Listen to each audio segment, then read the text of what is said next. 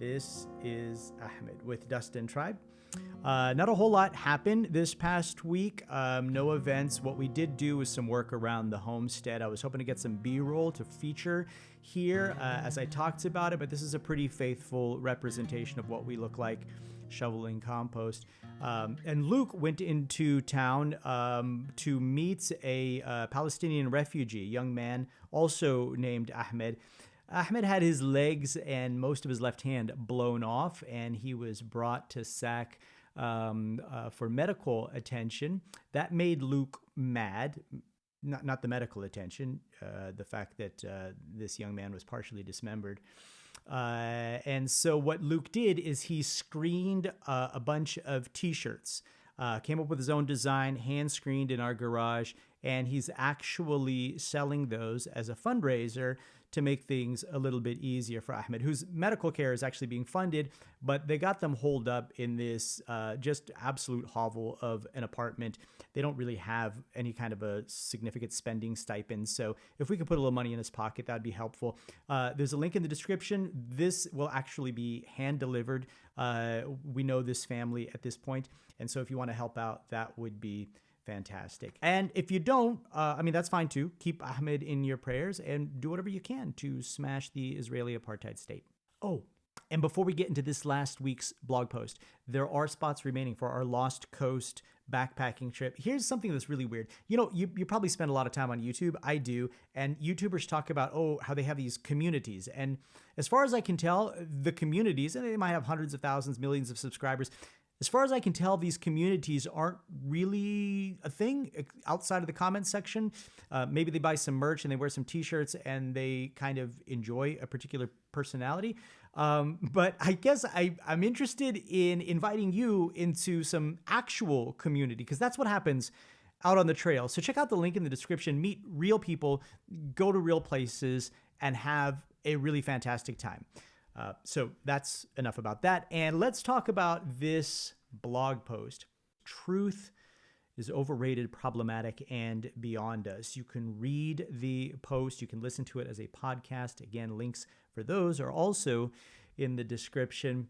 Yeah, all I was really trying to say with that is, in this sort of hyper-rational world, we have every obligation to question everything. And among the things that we should be questioning is the basis for our investments in the rational as being fundamentally superior to other ways of approaching the world. And I argue that moving through the world with a belief-oriented mindset is superior to the rationalist approach on virtually every front.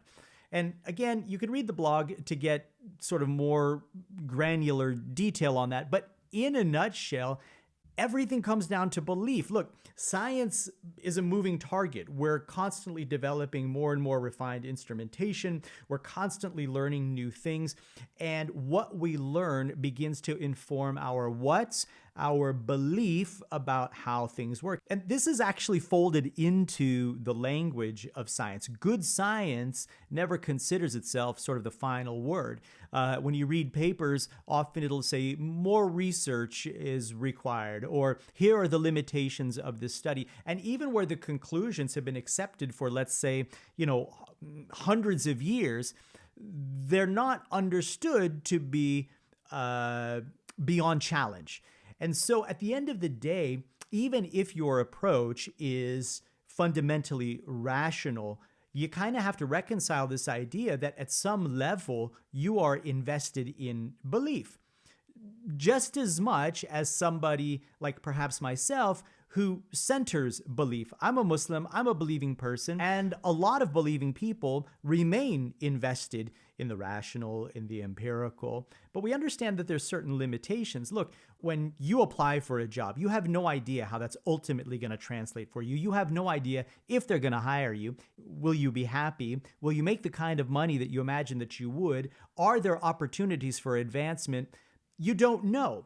Ultimately, if you accept the job, you do so as a kind of leap of faith. And this is true when you fall in love. You don't know how that's going to play out long term with your partner.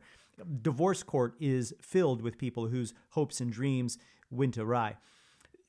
Virtually anything you can think about insofar as human intercourse goes is predicated on some level of faith and belief. What the weather will do tomorrow, the nature of our relationships, what the government might decide is prudent at a particular level of policy. There are so many things. The day-to-day experience of people is one that is fundamentally predicated on belief. And so there's this creeping notion within religious circles that we are going to prove the existence of, let's say, God or the superiority of our path over another.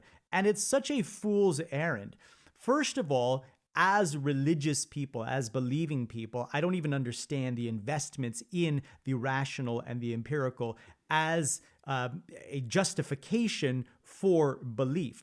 As I mentioned, belief, faith, hope, this is the real engine of humanity, and we should be wholly invested in developing those faculties and not really worrying about introducing the scientific method into our religious practice. Here's the thing about atheists, for example. Their worldview does not allow for the existence of an all-powerful being. Well, in many ways, that position is about the most limiting position you can possibly have because it doesn't allow for possibilities beyond immediate comprehension. It completely lacks imagination. What's more is atheists have a hell of a time building community. And the reason they have that problem is because they're not invested in story. In their hyper-rationalist view of the world, they reject anything that can't be immediately grasped by their intellect, which, by the way, the human intellect is not the be-all and end-all. We're pretty finite.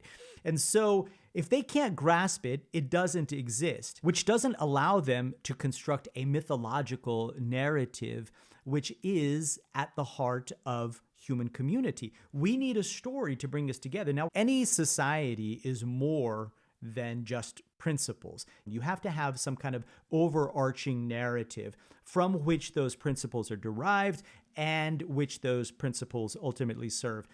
America, we have this sort of nebulous idea of freedom, and we've got the eagle and the stars and stripes and all the parades and all the sort of mythology around the founding fathers and so forth.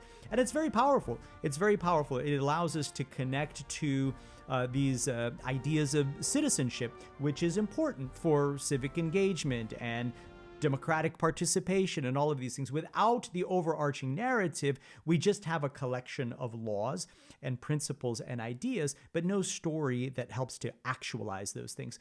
But here's the thing that I want to finish up with. Regardless of where you stand on the idea of belief versus knowledge, we kind of have to agree that human beings are not capable of objectivity. They say seeing is believing. As we're moving into this brave new world of AI, as I get older and my vision starts to do weird things, no, seeing is definitely not believing. And the other senses are just as susceptible to misinterpreting the environment. And even where the senses don't fail us, certainly the faculties will. We all carry a certain amount of trauma or cultural baggage or whatever that acts as a filter to color virtually every piece of information that we receive. And so I submit we are not capable of objectivity. And in the absence of that capability, where do we even begin the conversation around truth if we insist on defining it in some immutable, self-evident fashion? Flat earthers, am I right? So with that in mind, I think the closest I can get to conviction is to believe in something as truth. Now, I am not advocating for any kind of relativism. I think every single one of us should embrace fully the things that we believe in, and we should live those things, and we should exemplify the principles that are embodied in those beliefs. That's very, very powerful. And so I accept as truth all of the things that I believe in. But I'm not going to make it my job to demonstrate any of that to anybody else. I'm just going to live my life. And with any luck, I'll have a chance to share a bit of that with you on the trail. Lost Coast, Memorial Day weekend. Hope to see you out there. Salam.